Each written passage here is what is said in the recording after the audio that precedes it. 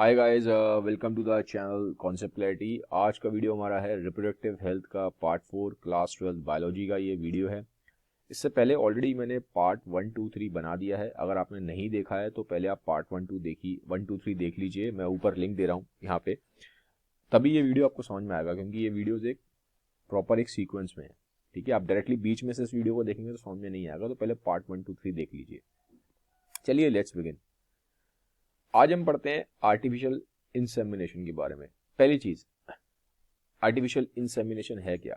इसमें क्या किया जाता है कि मेल का स्पर्म लिया जाता है और इस स्पर्म को इंजेक्शन में रखा जाता है और फीमेल की बॉडी में इसको इंसर्ट कर दिया जाता है स्पर्म को।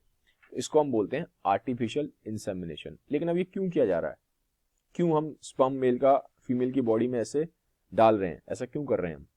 उसके दो कॉजेज होते हैं। या तो मेल का स्पर्म काउंट कम है, ठीक है, मेल का या तो स्पर्म काउंट कम है या मेल को इरेक्शन नहीं हो रहा। अब ये दोनों चीजें क्यों कंसिडर करी जा रही हैं इस आर्टिफिशियल इंसेमिनेशन में। देखो क्या होता है, जनरली जब आप मेल एजैकुलेट करता है तो 200 मिलियन के आसपास स्पर्म प्रोड्यूस होते हैं।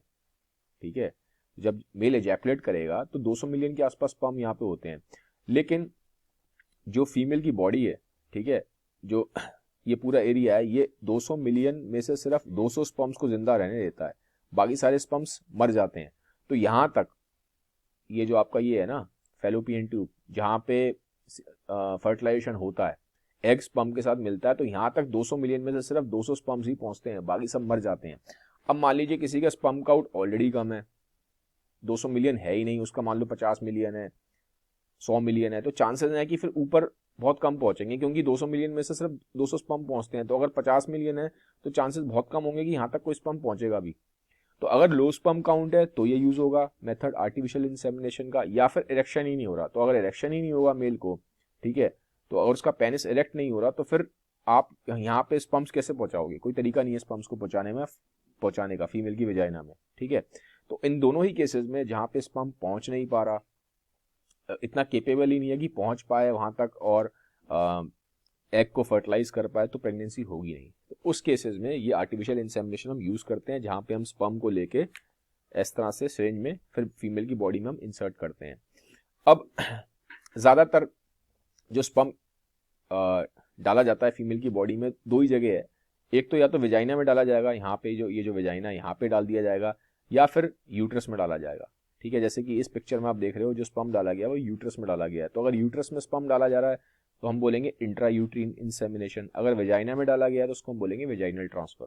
ठीक है, ये पिक्चर आप देख सकते हो। ठीक है, टाइप्स ऑफ आर्टिफिशियल इंसेमिनेशन मैंने आपको बताया था पीछे अभी स्लाइड में, इंट्रा यूट्रीन इंसेमिनेशन और इंट्रा वेजाइनल, क्योंकि ज्यादातर आपके बुक में सिलेबस में यही है।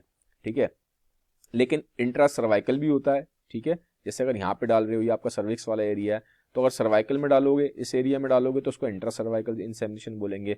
लेकिन अगर हम यहाँ ट्यूब्स में डालेंगे, फैलोपियन ट्यूब में डाल देते हैं, तो हम इसको बोलते हैं इंट्रा ट्यूब्यूल इंसेमिनेशन। ठीक है, तो इस तरह से पॉइंट्स दिए हुए हैं। यहाँ डाला जा रहा है तो इंट्रा यूट्रीन है, सेकंड में यहाँ डाला गया सर्विक्स एरिया में तो सर्वाइकल है, ट्यूब में डाला गया फैलोपियन ट्यूब में तो इंट्रा ट्यूबल है, अगर यहाँ डाला जा रहा है वेजाइना में तो इंट्रा वेजाइनल है। तो इस तरह से टाइप्स ऑफ आर्टिफिशियल इंसेमिनेशन है, डिपेंडिंग अपॉन कि किस लोकेशन पे हम स्पर्म को इंसेमिनेट करा रहे हैं फीमेल की बॉडी में। ठीक है, अब होता है एक ICSI, इंट्रासाइटोप्लाज्मिक स्पर्म इंजेक्शन। अब इसमें ये कब यूज होगा, ये तब यूज होगा कि जब, देखो, प्रेगनेंसी कब होगी, प्रेगनेंसी होगी जब ये एग है, इस एग को जो स्पर्म है मेल का, ठीक है, जो मेल का स्पर्म है, इस एग को फर्टिलाइज कर पाए। तो अगर स्पर्म एग को फर्टिलाइज नहीं कर पाएगा तो प्रेगनेंसी नहीं होगी। लेकिन अब क्या होता है, कुछ केसेस में अनफॉर्चुनेटली क्या होता है, जो स्पर्म होता है उसकी पावर इतनी नहीं होती कि वो एग को फर्टिलाइज कर पाए। ज्यादातर ये आपको ओल्ड मेल्स में मिलेगा। ओल्ड मेल्स में क्या होता है, एक तो स्पर्म काउंट भी कम होगा, जैसे जैसे एजिंग बढ़ती है मेल की, तो मेल का स्पर्म काउंट कम होता है, क्योंकि टेस्टोस्टेरोन भी कम होना स्टार्ट हो जाता है। सेकंड क्या होता है, जो स्पर्म्स होते हैं उनके अंदर उतनी पावर नहीं रहती, वो स्पर्म्स एग को फर्टिलाइज नहीं कर पाते, इसको अंदर, इसके एग के अंदर जा ही नहीं पाते। अब इस केसेस में इन मेल्स के लिए, अगर ओल्ड मेल्स है और वो चाहता है कि उसका बेबी हो, तो इसका स्पर्म लिया जाएगा और एक इंजेक्शन के थ्रू, ठीक है, समझ लो एक तरह नीडल है, समझ रहे हो आप, तो एक नीडल है वो इंजेक्ट करी जाएगी, डायरेक्ट कहाँ इंजेक्ट करी जाएगी, एग के साइटोप्लाज्म में। ठीक है, जैसे एक पेट्री डिश टाइप की होती है, लैब में पेट्री डिश होगी, वहाँ हम एग ले लेंगे, तो इस एग के अंदर डायरेक्टली हम नीडल से उस स्पर्म को अंदर डाल देंगे एग के अंदर। तो ये देखो आप, ये नीडल है, इसको हमने डायरेक्टली, ये एग है पूरा, ये देखो ये पूरा एग है, एग के डायरेक्टली हमने साइटोप्लाज्म के अंदर स्पर्म को इंजेक्ट कर दिया है। तो ये जो प्रॉब्लम हमें आ रही थी ओल्डर मेल्स के केसेस में कि स्पर्म उस एग को फर्टिलाइज नहीं कर पा रहा, उस एग के अंदर जा ही नहीं पा रहा, ये काम हमने आर्टिफिशियली कराया। तो इसलिए हम इसको बोलते हैं इंट्रा साइटोप्लाज्मिक। साइटोप्लाज्मिक क्यों बोल रहे हैं? क्योंकि एग के साइटोप्लाज्म में हम इंजेक्ट कर रहे हैं, ठीक है। इंजेक्ट किसको कर रहे हैं? स्पर्म को कर रहे हैं। तो इंट्रा साइटोप्लाज्मिक स्पर्म इंजेक्शन, ये आप देख सकते हो। ज्यादातर देखो मैं आपको वैसे बता दूं, ये एक्सपेंसिव प्रोसीजर है और यूज कब किया जाता है? ये तब किया जाता है जब मेल की फर्टिलाइजिंग कैपेसिटी लो है, और मोस्टली आपको ओल्डर मेल्स में मिलता है। तो ये IC ऐसा ही आपके सिलेबस में इंपॉर्टेंट है, तो मैंने आपको बताया। फिर हम आते हैं गिफ्ट और जिफ्ट पे, ठीक है। जैसे कि लास्ट वीडियो अगर आपने मेरा देखा है तो मैंने इसमें आपको बताया था IVF के बारे में, ठीक है। अब नहीं देखा तो आप पहले वाला वीडियो देखिए, इसलिए मैंने आपको बोला था पहले पार्ट 1, 2, 3 देखिए, क्योंकि ये सब एक सीरीज में है। तो IVF का एक तरह से आप समझ लो एक तरह का मॉडिफाइड वर्जन है गिफ्ट और जिफ्ट। डिफरेंस है सब में, ऐसा नहीं सब एक ही चीज नहीं है, लेकिन एक तरीके से समझने के लिए आप समझ सकते हो कि गिफ्ट और जिफ्ट है तो ये असिस्टिव रिप्रोडक्टिव टेक्नोलॉजी ART के अंदर ही आता है। एक तरह से एक मॉडिफाइड वर्जन है IVF का ही गिफ्ट और जिफ्ट, ठीक है। तो पहले फुल फॉर्म देख लेते हैं, फिर समझेंगे गिफ्ट जिफ्ट है क्या। गिफ्ट की फुल फॉर्म है गैमेट इंट्राफेलोपियन ट्रांसफर, और जिफ्ट की फुल फॉर्म है जाइगोट इंट्राफेलोपियन ट्रांसफर। अब इनका नाम ऐसा क्यों है ये भी समझते हैं। देखो पहले तो ये समझ लो कि इसमें और IVF में क्या डिफरेंस है। देखो क्या होता है IVF में, ये देखो मैं आपको दिखाता हूं। IVF में हमने लास्ट बार भी पढ़ा था कि एग को और स्पर्म को पेट्री डिश में लिया जाता है लैब के अंदर, ठीक है। इसलिए उसका नाम जो IVF है, IVF का नाम ही इन विट्रो फर्टिलाइजेशन है, सॉरी ठीक है गलत बोल गया। तो इन विट्रो फर्टिलाइजेशन है। इन विट्रो फर्टिलाइजेशन का मतलब क्या हुआ कि हमने लैब में पेट्री डिश में, ठीक है, ये इस तरह की समझ लो पेट्री डिश होती है, तो उसमें हमने एग को और स्पर्म को यहाँ पे लैब में फर्टिलाइज करवाया, और वहां पे फिर हमारा एम्ब्रियो बनता है। फिर उस एम्ब्रियो को हम फीमेल की यूट्रस में, ठीक है, तो फीमेल की यूट्रस में IVF में ट्रांसफर करते हैं। तो जब फीमेल की यूट्रस में हम जो एम्ब्रियो को ट्रांसफर करते हैं फर्टिलाइज करवाने के बाद पेट्री डिश में, तो इसको हम बोलते हैं IVF, ठीक है। तो यहाँ पे IVF में कहां पे होता है? यूट्रस में होता है। जो ट्रांसफर हो रहा है एम्ब्रियो का कहां हो रहा है? वो यूट्रस में हो रहा है। लेकिन अगर ये ट्रांसफर फीमेल के यूट्रस में ना होके, अगर यूट्रस में ना होके फैलोपियन ट्यूब में हो जाए, ये फैलोपियन ट्यूब है, ठीक है, ये फैलोपियन ट्यूब है, तो अगर यूट्रस में ना करके अगर हम ये जो एम्ब्रियो है इसका ट्रांसफर हम फैलोपियन ट्यूब में करते हैं, तब आ जाता है कॉन्सेप्ट गिफ्ट और जिफ्ट का। तो अगर आपसे पूछा जाए ना कि IVF में और गिफ्ट जिफ्ट में डिफरेंस क्या है, तो ये बहुत बड़ा डिफरेंस है कि IVF में जो एम्ब्रियो है उसका ट्रांसफर क्या होता है? यूट्रस में होता है, ठीक है। यूट्रस में स्पेलिंग थोड़ी गलत हो गई, वो चेक कर लेना, मैं समझा रहा हूं मेन कॉन्सेप्ट। तो गिफ्ट और जिफ्ट में जो ट्रांसफर होता है, जो एम्ब्रियो है उसका होता है फैलोपियन ट्यूब में। तो ये बहुत बड़ा डिफरेंस है, ठीक है। अब बात करते हैं, तो हमने समझ लिया कि IVF में और गिफ्ट जिफ्ट में डिफरेंस क्या है, और इसीलिए आप ये देखो जो इनके एंड में गिफ्ट और जिफ्ट के FT लगाया ना, तो ये फैलोपियन ट्यूब ट्रांसफर है, ठीक है। ये देखो ये लिखा था ना इंट्राफेलोपियन ट्रांसफर, इंट्राफेलोपियन ट्रांसफर, तो ये फैलोपियन ट्यूब की बात होती है दोनों में। इसमें जो ट्रांसफर होता है जो वो कहाँ होता है? फैलोपियन ट्यूब में। तो इसीलिए एंड में इंट्राफेलोपियन ट्रांसफर लगा। इंट्राफेलोपियन मतलब फैलोपियन ट्यूब के अंदर, ठीक है। समझ में आ गया? अब पहले हमने समझ लिया IVF में और गिफ्ट जिफ्ट में डिफरेंस। अब हम समझते हैं गिफ्ट और जिफ्ट क्या है, थोड़ा अब आपको समझ में आएगा।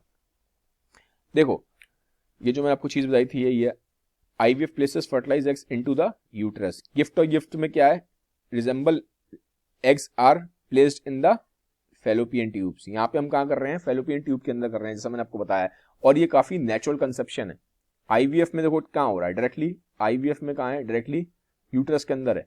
और यूट्रस डायरेक्टली जब नेचुरल होता है तो नेचुरल कभी भी जो एम्ब्रियो है वो डायरेक्टली यूट्रस में नहीं आता।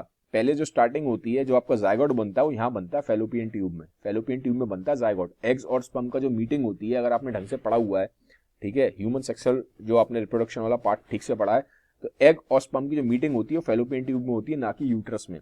तो इसीलिए जो जिफ्ट हैं और जो गिफ्ट हैं वो क्या है, ये ज़्यादा नेचुरल प्रोसेस है। आईवीएफ इतना नेचुरल प्रोसेस नहीं है, क्योंकि आईवीएफ में डायरेक्टली आप डालते हो एम्ब्रियो को यूट्रस में, ठीक है। और नेचुरली कहाँ होता है, जो मीटिंग होती है, जो फॉर्मेशन होता है एम्ब्रियो का, वो होता है जाइगोट का फॉर्मेशन यहाँ पे फैलोपियन ट्यूब में, ठीक है। तो गिफ्ट क्या है, ज़्यादा नेचुरल है इन कंपेरिजन टू आईवीएफ।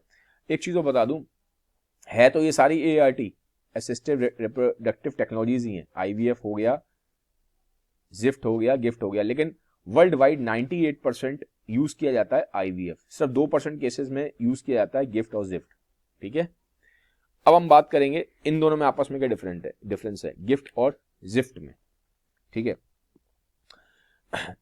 अब देखो, गिफ्ट में और जिफ्ट में डिफरेंस समझने के लिए आपको यहां समझना पड़ेगा, नाम से समझ में आ जाएगा आपको। पहले हम देखते हैं जिफ्ट में क्या है। देखो जिफ्ट में क्या है, जो ट्रांसफर हो रहा है फैलोपियन ट्यूब में वो हो रहा है जाइगोट का हो रहा है। जाइगोट का मतलब क्या हो रहा है, ये देखो। जिफ्ट के केस में क्या होगा, जो आप पेट्री डिश में लैब में क्या लेंगे, एग लेंगे और आप एक स्पर्म लेंगे, ठीक है। आपने एग ले लिया, स्पर्म ले लिया, आपस में इनको यहाँ पे फर्टिलाइज करवा दिया और यहाँ क्या बन गया, मान लो जाइगोट बन गया। तो लैब में जाइगोट बन चुका है, उस जाइगोट को फिर हम कहां ट्रांसफर करते हैं, फैलोपियन ट्यूब में, ठीक है। लैब में बनता है जाइगोट और ट्रांसफर फिर क्या कर देते हैं, उसको फैलोपियन ट्यूब में करते हैं। विद इन 24 आवर्स करते हैं, विद इन 24 आवर्स। जाइगोट बनते ही 24 घंटे के अंदर इसको यहाँ फैलोपियन ट्यूब में ट्रांसफर कर देंगे। आईवीएफ में पता कितने देर में करते हैं, आईवीएफ में 3 से 5 दिन रहता है। ये देखो आईवीएफ में, ये देखो ये भी एक डिफरेंस है, बता देता हूं आपको। आईवीएफ में 3 से 5 दिन रहता है लेबोरेटरी में, उसके बाद उसको यूट्रस में ट्रांसफर करते हैं एम्ब्रियो को। लेकिन जिफ्ट में ऐसा नहीं है। जिफ्ट में क्या होगा, 24 घंटे के अंदर जाइगोट बन गया और उसको ट्रांसफर कर देंगे कहां पे, यहां पे फैलोपियन ट्यूब में। लेकिन फर्टिलाइजेशन कहां हुआ है, अभी भी इसमें भी लैब में ही हुआ है, लैब में हुई कराया गया। आईवीएफ में भी लैब में कराते हैं, जिफ्ट में भी लैब में कराते हैं। डिफरेंस क्या है कि आईवीएफ में यूट्रस में ट्रांसफर करते हैं और जिफ्ट में कहां ट्रांसफर करते हैं, फैलोपियन ट्यूब में ट्रांसफर करते हैं। आईवीएफ में 3 से 5 दिन रखते हैं लैब में, जिफ्ट में कितनी रखते हैं, विद इन 24 आवर्स कर देते हैं ट्रांसफर फैलोपियन ट्यूब में। लेकिन ये तभी कामयाब है, जिफ्ट तब कामयाब होगा जब फैलोपियन ट्यूब्स हेल्दी होंगी। अगर फीमेल की फैलोपियन ट्यूब्स हेल्दी नहीं है तो जिफ्ट फेल कर जाएगा, काम नहीं करेगा, ठीक है। अब आते हैं गिफ्ट में। गिफ्ट और जिफ्ट में क्या डिफरेंस है, अब इसकी डेफिनेशन में ही समझ लो। यहां पे हमने क्या ट्रांसफर करा है, जिफ्ट के केस में जाइगोट, एग और स्पर्म को मिला क्या बना, जाइगोट, तो हमने जाइगोट लेके ट्रांसफर कर दिया। लेकिन गिफ्ट के केस में क्या हो रहा है, गिफ्ट के केस में जो ट्रांसफर हो रहा है, जो जी है वो वर्ड क्या है, गैमेट है। और गैमेट क्या होता है, गैमेट आपका एग, फीमेल गैमेट क्या है, एग है, मेल गैमेट स्पर्म है। तो यहां पे हम ट्रांसफर किसको कर रहे हैं, अब यहां पे गिफ्ट के केस में हम ट्रांसफर जाइगोट को नहीं कर रहे हैं, हम एग और स्पर्म को कर रहे हैं। हम क्या करते हैं इस केस में, गिफ्ट के केस में हम एग लेते हैं, स्पर्म लेते हैं, इनको मिक्स कर देते हैं, जाइगोट नहीं बनता, ये ध्यान रखना, ठीक है। एग और स्पर्म को लेके मिक्स करके हम डायरेक्टली फैलोपियन ट्यूब में ट्रांसफर कर देंगे। तो फर्टिलाइजेशन जो होगा गिफ्ट के केस में, जो फर्टिलाइजेशन होगा वो फैलोपियन ट्यूब के अंदर होगा, फैलोपियन ट्यूब के अंदर ही होगा यहाँ पे फर्टिलाइजेशन। तो ये डिफरेंस है बहुत बड़ा गिफ्ट और जिफ्ट में। जिफ्ट में कहां था, फर्टिलाइजेशन लैब में हुआ था, तो हमने फर्टिलाइजेशन हो गया था, उसके बाद हमने जाइगोट को ट्रांसफर किया था फैलोपियन ट्यूब में। लेकिन गिफ्ट के केस में क्या है, अभी फर्टिलाइजेशन नहीं हुआ है, जाइगोट नहीं बना है, हमने स्पर्म्स और एग्स को लेके मिक्स करके बस यहाँ पे फैलोपियन ट्यूब में ट्रांसफर कर दिया है।